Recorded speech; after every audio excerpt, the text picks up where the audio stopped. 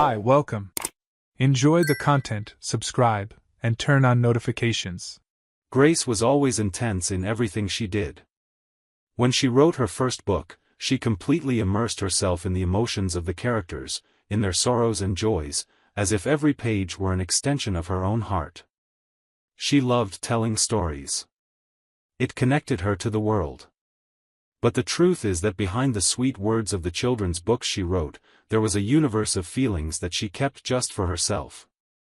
With Scott by her side, she found the kind of love every woman dreams of living: loyal, present, protective.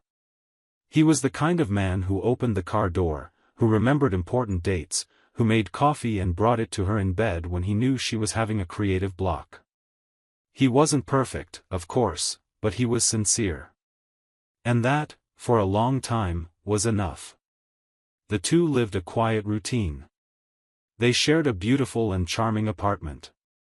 The walls were marked with photos from trips, notes stuck to the fridge, and drawings she received from children at literary fairs. It was a good life, but one built with care.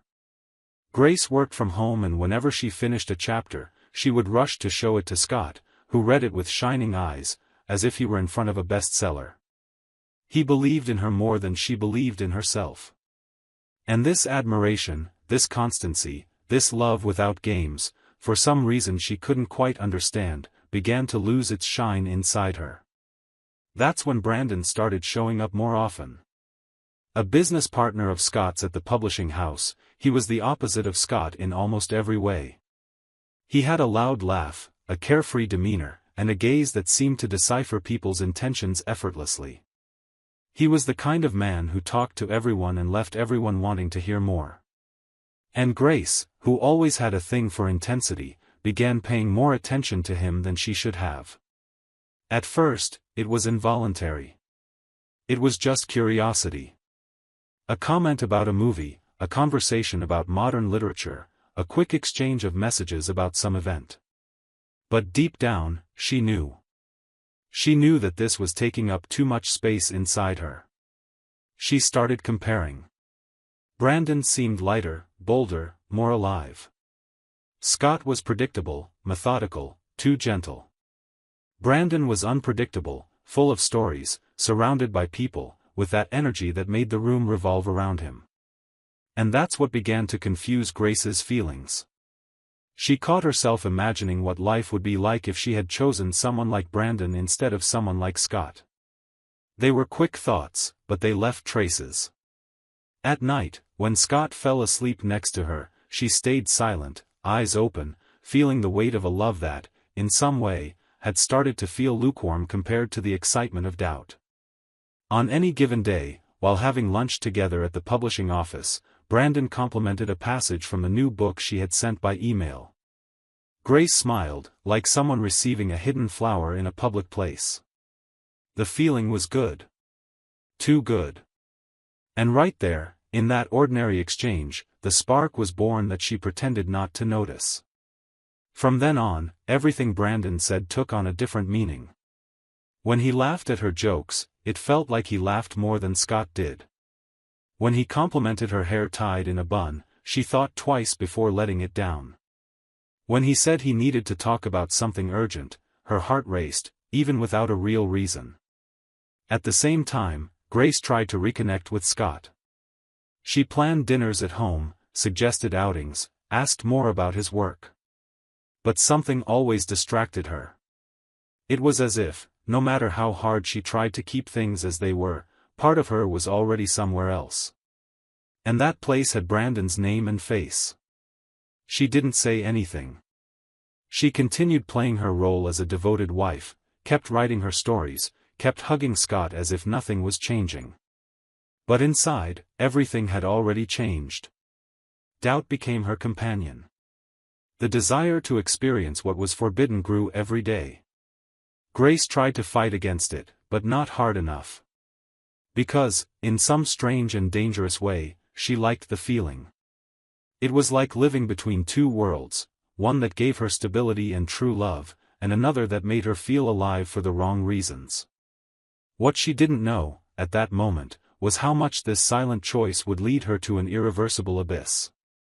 And it all started there, with small thoughts she thought she could control. It all started quietly, as wrong things usually do. Grace and Brandon began exchanging messages frequently, first with professional justifications, then with inside jokes, off-hour comments, and conversations that stretched late into the night. The kind of dialogue she never had with Scott. It was slippery ground, and Grace, even though she knew it, stepped deeper. One day, at the end of a regular meeting, Brandon subtly but deliberately brushed his arm against hers. She felt a shiver that she chose to ignore, but the truth is, she liked it. Brandon knew exactly how to approach without seeming invasive. And Grace knew exactly what she was doing when she didn't pull away. The following week, he asked her to talk about a new project at a nearby cafe. They sat side by side, and between sips of coffee and scattered ideas, their eyes met for too long. On the way out, he kissed her. It was quick, but intense enough to leave a bitter taste in her conscience. She went home with her heart racing, trying to convince herself it had been just an impulse, something that needed to be forgotten. But deep down, she didn't want to forget. The memory of that kiss stayed with her for days. Scott even asked if she was okay. She said it was just exhaustion. He believed her. He always believed her. Grace began living in two worlds. In one, she remained the affectionate wife, present at family dinners, dedicated to her writing projects, full of love in her gaze. In the other, she made excuses to go out alone, met Brandon at strategic times, and pretended everything was under control. But it wasn't. The messages turned into calls, the meetings turned into routine. The worst happened when they started meeting in her and Scott's apartment. That space, which once represented love and partnership, became the scene of betrayal. Brandon said it was dangerous, but exciting. Grace said it was risky, but inevitable. The two were addicted to the adrenaline of hiding, lying, and deceiving. She wrote stories about courage and values, but lived a life full of contradictions. She started sleeping poorly. She spent hours staring at the ceiling, trying to find justifications to continue down that path. Sometimes she cried in the shower, angry at herself, but then dried her face, put on perfume, and replied to Brandon with a heart emoji. It was as if she were trapped in a cycle that, even though wrong, seemed impossible to break. Desire spoke louder than any guilt. The promises she made to Scott became empty words that she pretended still meant something. At times, she thought about confessing everything, about being honest, but cowardice won. She always found a way to delay. Brandon, on the other hand, seemed unconcerned about the consequences. He said everything would work out, that life wasn't so black and white. Grace believed him, or pretended to believe him to avoid facing what she already knew. She was hurting the only man who had ever truly been by her side. One night, after another secret meeting, Grace returned home and saw Scott sleeping on the couch, one of her books in his lap. That hurt. For a moment, she thought about waking him up and confessing everything. But instead, she covered him with a blanket and went to the bedroom in silence, carrying a weight that seemed to grow heavier with each passing day. She started realizing she no longer knew who she was. She was afraid to look in the mirror and see a stranger. The meetings with Brandon lost their charm. They still happened, but no longer brought the same excitement. Yet the confusion inside her was so great that Grace kept going, as if waiting for something external to happen to end what she herself had created. Perhaps, deep down, she wanted to get caught. As if it would free her from her own weakness. But she still had no idea that this wish would be granted in the worst possible way. Scott was always more observant than Grace imagined. Behind his calm gaze and gentle gestures, there was someone attentive, someone who noticed when words came late, when kisses were mechanical, when hugs lasted less than they used to. For weeks, he avoided asking direct questions. He preferred to wait. Not out of omission, but as a strategy. He believed some truths hurt less when exposed clearly and indisputably. And part of him, even without wanting to, already knew what was happening. The final straw fell on the day of the company event. An annual gathering that brought together partners, authors, investors, and employees of the publishing house. It was an important night, with scheduled speeches and celebrations for goals achieved. Grace was present as a guest of honor due to the success of her books, and Brandon, as always, was the center of attention. The event proceeded normally until Scott received a short message, sent by someone who chose not to identify themselves. Look in the meeting room on the third floor. He set the glass down on the table and, without showing urgency, began searching for Brandon and Grace among the guests. He walked discreetly through the hallways, observing each group of conversations, every corner where they might be. He didn't find them in the main hall, nor on the terrace. When he realized both had disappeared from the main area, the alarm in his head took shape.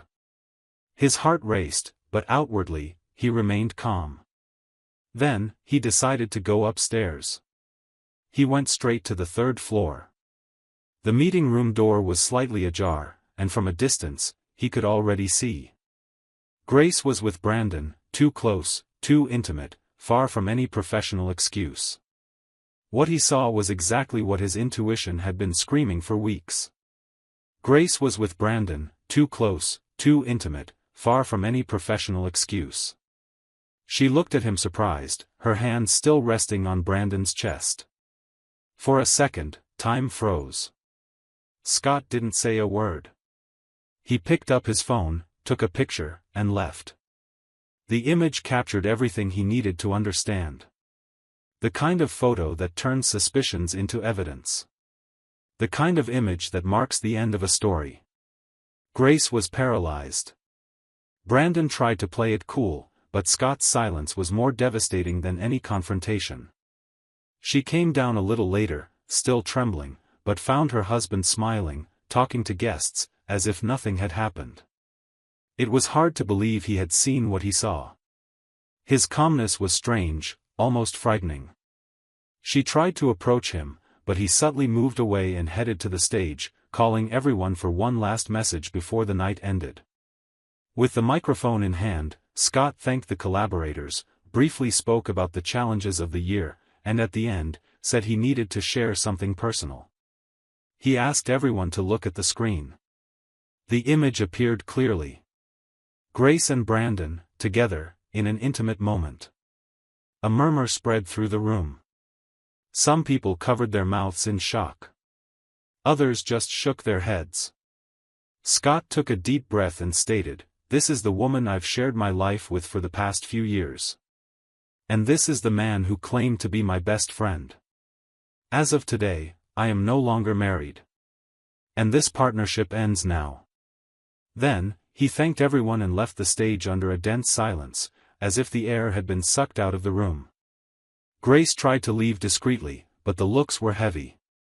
Whispered comments followed her wherever she went. She tried to talk to Scott, but was ignored. Brandon was still there, visibly embarrassed. He tried to leave through the back door, but it was too late. Grace left the event without a clear direction. She tried to call a car through the app, but her hands were shaking so much that she had to try 3 times before confirming the ride. When the car arrived, she got in without saying a word. She asked only to be taken home, but halfway there, she told the driver to change the route. She couldn't bear to enter the apartment she shared with Scott, not after that. She went to a friend's house, Ashley, who lived in another neighborhood. She knocked on the door with swollen eyes, smudged makeup, and a phone full of notifications she didn't have the courage to open. Ashley, without understanding what was happening, opened the door and hugged her. Grace collapsed on the couch and cried for hours. That night, she slept in the living room, curled up, in silence, like someone who had just watched their entire world crumble. After stepping off the stage, Scott isolated himself at the back of the room. Some employees tried to approach him, offering support, but he simply thanked them with a restrained gesture. As soon as he had the chance, he left the venue, stopped by the house quickly just to grab some clothes, his laptop, and documents. Then, he drove to a hotel. In the room, He sat down and stared at the photo in silence for several minutes. He didn't cry, didn't break anything. He was numb. All he needed now was distance, peace, and time to reorganize his life. Before going to sleep, he sent the image and a brief explanation to the company's directors and to the lawyer who would handle the dissolution of the partnership with Brandon. Meanwhile, Brandon left the event alone and under hostile stares. He tried to maintain his composure, but inside, he was panicking. When he reached the parking lot, several guests were still loudly discussing, some shaking their heads, others laughing in disbelief. He got into his car with a hot and sweaty face. He drove to his apartment, where he lived alone. As soon as he arrived, he locked all the doors, turned off his phone, and threw his jacket on the floor. For the first time in a long while, he felt real fear. Not for the scandal itself, but for the consequences he knew would follow. He knew he would lose Scott as a friend, partner, and reference. He knew it would ruin his professional image. He tried to call Grace, but the call went straight to voicemail. He tried again. Nothing. He spent the night awake, staring at the phone, waiting for a response that never came. For the first time, he realized he had gotten involved in a game he didn't know how to end. And that perhaps he had ended up alone. The morning after the scandal, still at the hotel, Scott drafted an email directly to the IT department of the publishing house. He requested the immediate blocking of Grace and Brandon's access to the company's systems and ordered that their entry badges be deactivated. He didn't want to risk seeing them wandering around there again. Within a few hours, both were officially excluded from any ties with the publishing house. The days passed with a heavy silence dominating everything. Scott stayed at the hotel, without giving updates, without responding to messages, without showing any intention of personally resolving what had been left behind. He chose distance as a way to preserve what remained of himself. He didn't want to see Grace. He didn't want to hear her voice. He just wanted distance. He spent the nights in the room, reviewing documents, guiding lawyers, and making decisions that once seemed unthinkable. The calm and gentle man had been replaced by someone pragmatic, focused on cutting ties and rebuilding his own path without allowing himself to falter. Grace, on the other hand, lacked the same clarity. In the first few days, she stayed at her friend's house, aimless, without the courage to return to the apartment. She tried calling Scott more than once. The phone rang, but he never answered. She even recorded a message, asking to talk, saying she needed to see him at least once. The words remained in the void. Tired of waiting, she finally decided to go back home. When she opened the door, she found the place silent. Everything was in the same place, but there was a sense of abandonment. It didn't feel like an absence of hours, but of days. It was as if Scott had left long ago, as if he had erased his presence from there. She left her suitcase in the corner and decided to stay, hoping that at some point, he would show up. She made coffee, turned on the lights, opened the windows. She tried to fill the space with some hope. But Scott didn't return. Time passed, days turned into weeks, and he stayed away. Then came the contact from the lawyers. Scott had initiated the divorce process and wanted to resolve everything quickly. The bureaucratic part was fast. Since the publishing house was registered in Scott's name before the marriage, there was no division of the business. The only thing Grace was entitled to was half the value of the apartment, nothing more. All the main assets were protected by contract. And there was no room for negotiation. In addition, Scott filed a lawsuit against Brandon for breach of fiduciary duty, supported by the duty of loyalty, a legal obligation requiring business partners to always act in the best interest of the company and the partnership. Brandon, by getting involved with the partner's wife and using the company's resources to facilitate their meetings, had violated that duty. The case moved quickly. The public scandal helped strengthen the argument. Brandon was ordered to pay a significant compensation for moral and commercial damages, in addition to the breach of trust in the partnership. That was a definitive blow for him. Both Grace and Brandon became rejected figures in the editorial world. Publishing houses cut ties. Events were cancelled. Even their social media followers disappeared. They tried, each in their own way, to explain, soften, justify. Nothing worked. Their credibility evaporated. Invitations vanished. The two became synonymous with betrayal and downfall. The months went by, and while the two faced the consequences, Scott rebuilt himself. He kept the publishing house running with double dedication. He launched new authors, bet on unknown talents, and strengthened the company's reputation. Curiously, the scandal that destroyed Grace and Brandon brought visibility to the publishing house. Scott's image as the victim of a cruel betrayal sparked empathy from the public. Bookstores began highlighting the company's titles. Sales skyrocketed. The company grew faster than in the previous 3 years. Scott didn't celebrate publicly, but inside, he knew he had won. Not just in the legal or business field, but especially in the decision to cut off everything that was holding him back. He chose to start over with dignity. And he succeeded. Thank you for watching the video. If you enjoyed it, don't forget to subscribe to the channel and turn on notifications so you won't miss any updates. See you next time.